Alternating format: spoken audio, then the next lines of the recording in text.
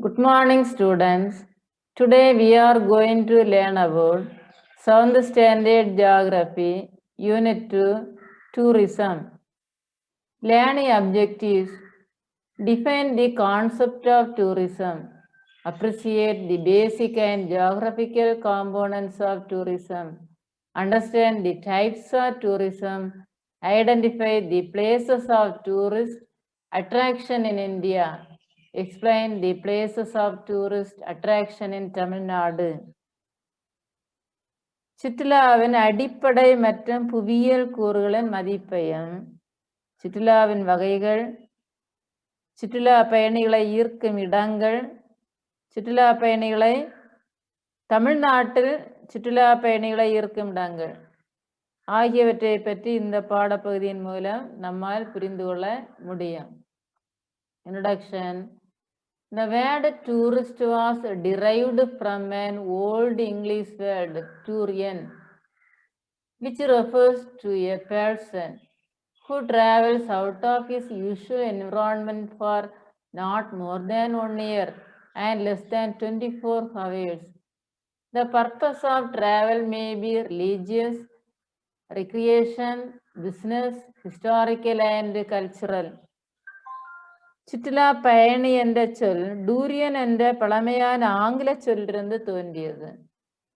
இது 24 மணி நேரத்திற்கு குறையாமலும் ஓராண்டிற்கு மிகாமலும் தனது வழக்கமான சூழலிலிருந்து பயணிப்பதை குறிப்பது.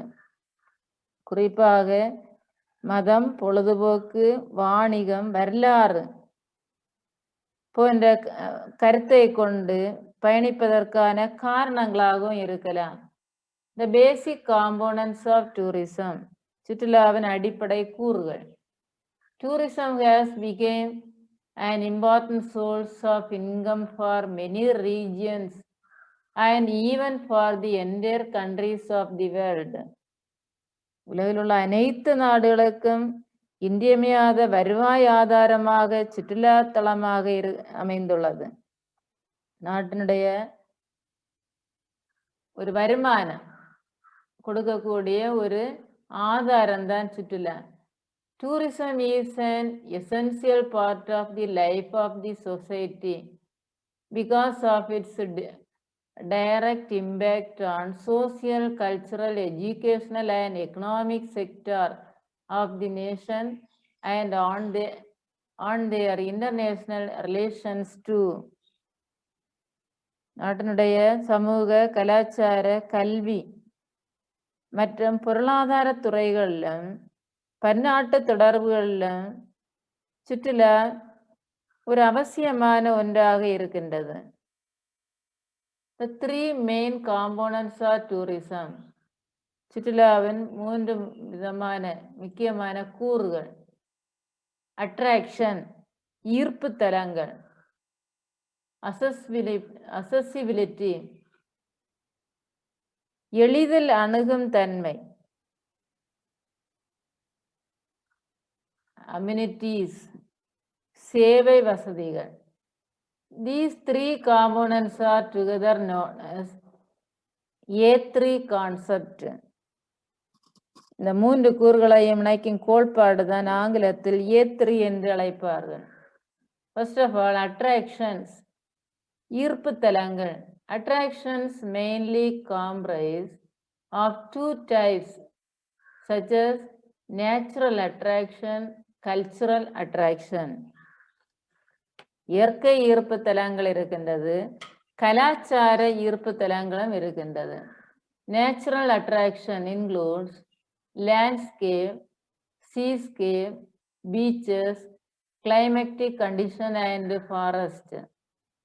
இயற்கையான ஈர்ப்பு தலங்கள் குறிப்பாக நில மற்றும் கடல் அமைப்பு, கடற்கரைகள், காலநிலை, காடுகள் ஆகியவை அடங்கும்.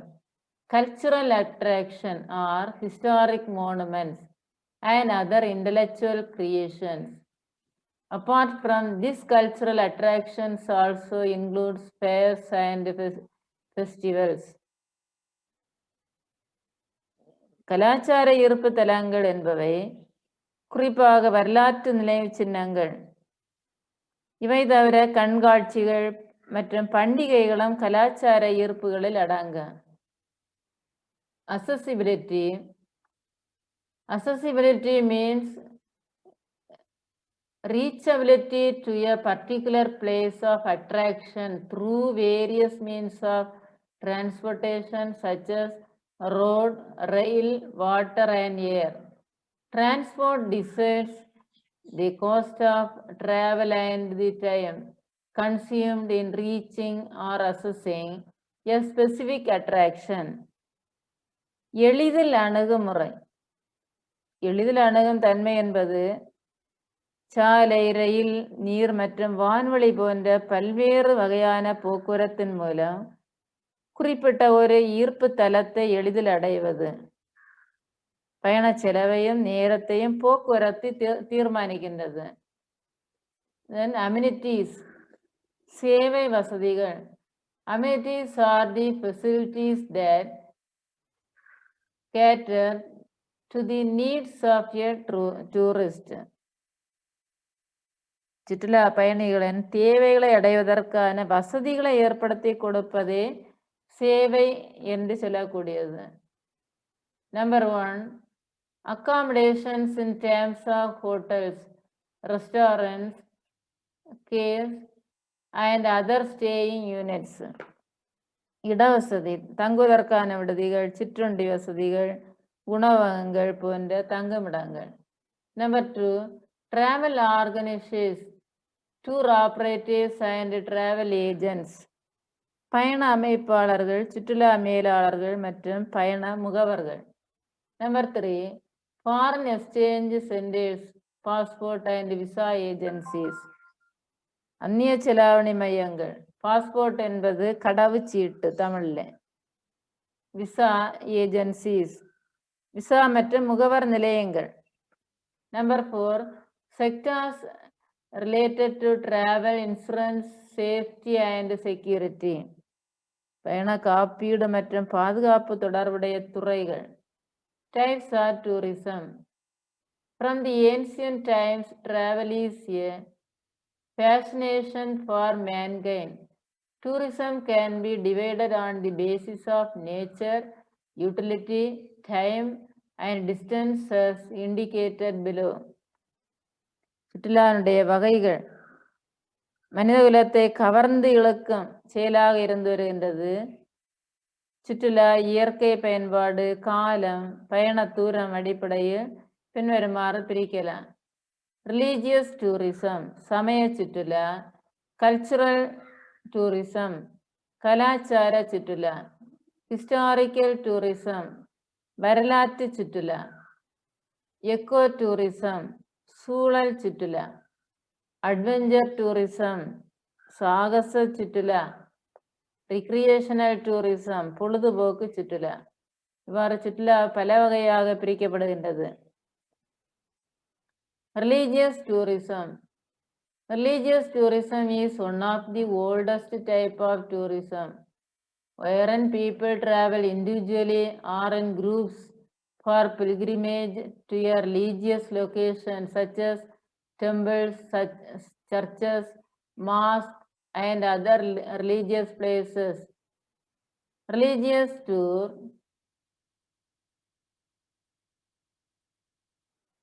at Kashi by Hindus, to Jerusalem by Christians, and to Mecca by Muslims are few of the examples for religious tourism. சமய சுற்றுலா மிக பழமையானது. இது மக்கள் தனித்தனியாகவோ அல்லது குழுக்களாகவோ புனித யாத்திரையாக கோயில்கள், தேவாலயங்கள், மசூதிகள் மற்றும் பிற புனித தலங்களுக்கு பயணம் மேற்கொள்வதாகும். எடுத்துக்காட்டாக இந்துக்கள் காசி செல்வதையும், கிறிஸ்தவர்கள் ஜெருசலேம் செல்வதையும், முஸ்லிம்கள் மக்கா செல்வதையும் குறிப்பிடலாம். இந்துக்கள் செல்லக்கூடிய காசி வாரணாசியில் அமைந்துள்ளது. Historical tourism.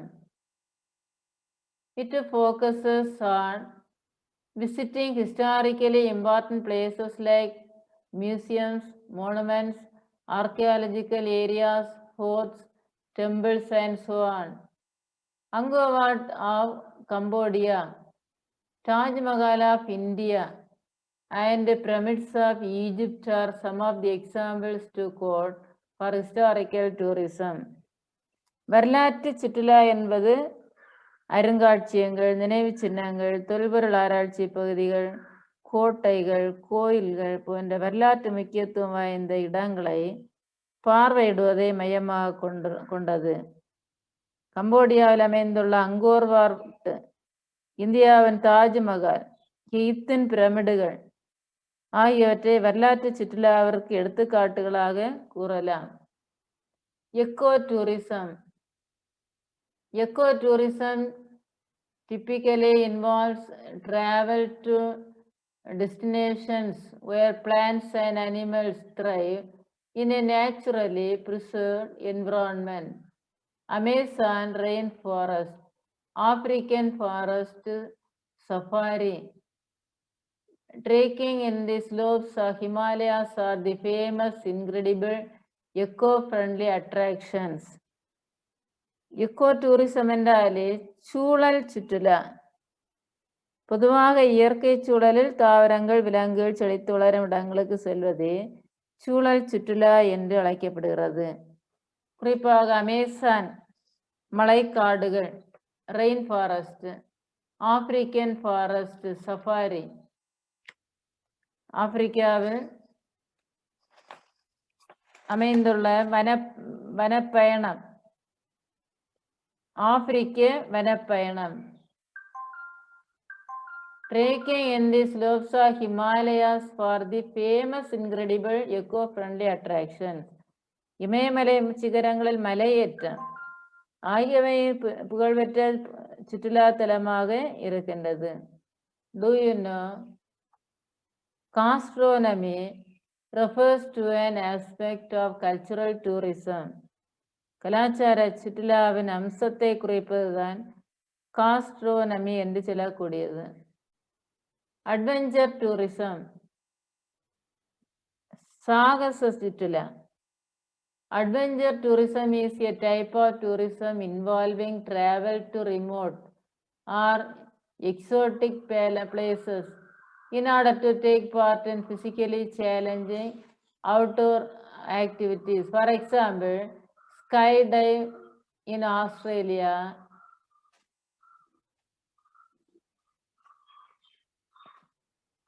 bungee jumping in New Zealand, mountaineering in the peaks of Himalayas, rafting in the Brahmaputra river at Arunachal Pradesh.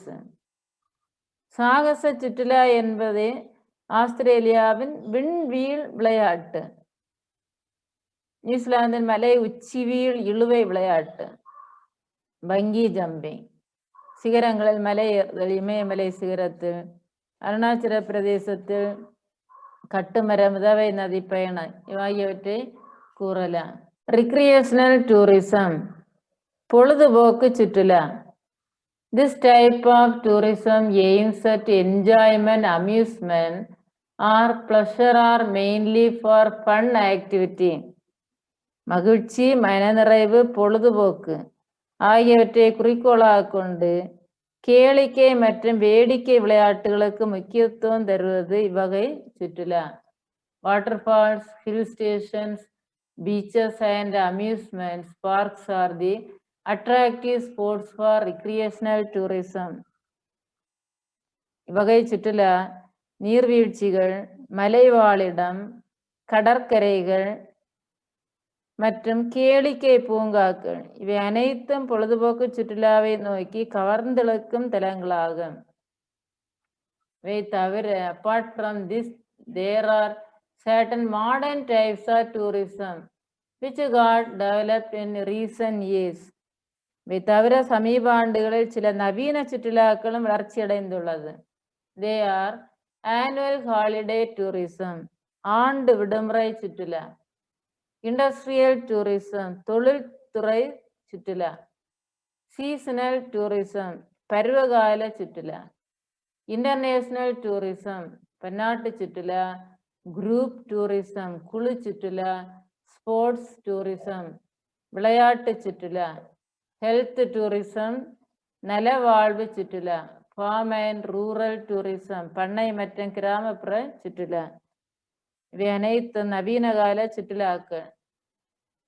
Annual holiday tourism, industrial tourism, seasonal tourism, international tourism, group tourism, sports tourism, health tourism, farm and rural tourism. Inbound tourism, உள்வரும் சுற்றுலா, touring within the native country, சொந்த நாட்டிற்குள் செல்லும் சுற்றுலா. Outbound tourism, வெளி செல்லும் சுற்றுலா. Touring இன் foreign countries, வெளிநாடுகளுக்கு செல்லும் சுற்றுலா. இன்டர்நேஷனல் டூரிசம், பன்னாட்டு சுற்றுலா.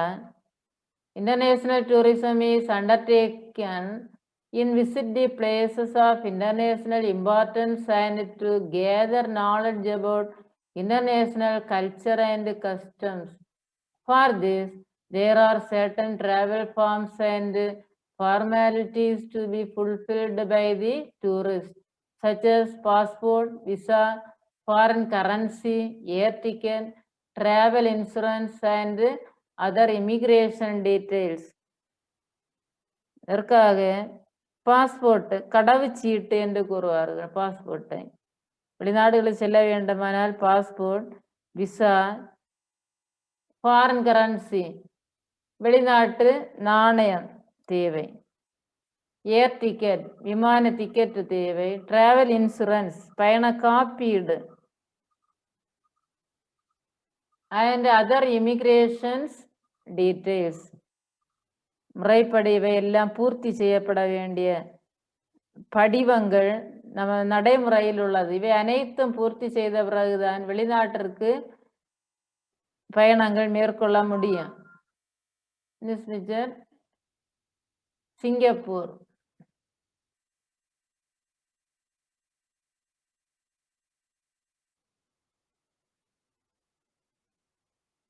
Do you know visa? A document issued to a person or a stamp marked on the passport of a person who wants to visit other country. ஒரு நபருக்கு வழங்கப்படும் ஆவணம் அல்லது வெளிநாடு செல்ல விரும்பும் ஒருவரது கடவுச்சீட்டில் குறிக்கப்படும் முத்திரை தான் விசா என்று அழைப்பார்கள். கடவுச்சீட்டு என்பது பாஸ்போர்ட். கடவுச்சீட்டில் குறிக்கப்படும் முத்திரை தான் விசா. டூரிஸ்ட் விசா, சுற்றுலா விசா இருக்கின்றது. ரெக்ரியேஷன், சைட் சீயிங், கேளிக்கைகளுக்காக இடங்களை சுற்றி பார்ப்பதுதான் டூரிஸ்ட் விசா. ஸ்டூடெண்ட் விசா, மாணவர் விசா. ஹையர் எஜுகேஷன், மேற்படிப்பிற்காக செல்ல வேண்டுமானால் ஸ்டூடெண்ட் விசா தேவை. Employment visa, work in a country. தொழில் விசா, ஒரு நாட்டில் வேலை பார்க்க வேண்டுமானால் எம்ப்ளாய்மெண்ட் விசா எடுக்க வேண்டும். மெடிக்கல் விசா, மருத்துவ visa. Medical treatment in a reputed hospital of a country, ஒரு நாட்டில் உள்ள புகழ்பெற்ற மருத்துவமனையில் மருத்துவ சிகிச்சை பெறுவதற்காக நான் செல்ல வேண்டுமானால் மெடிக்கல் விசா பெற வேண்டும். தேங்க்யூ.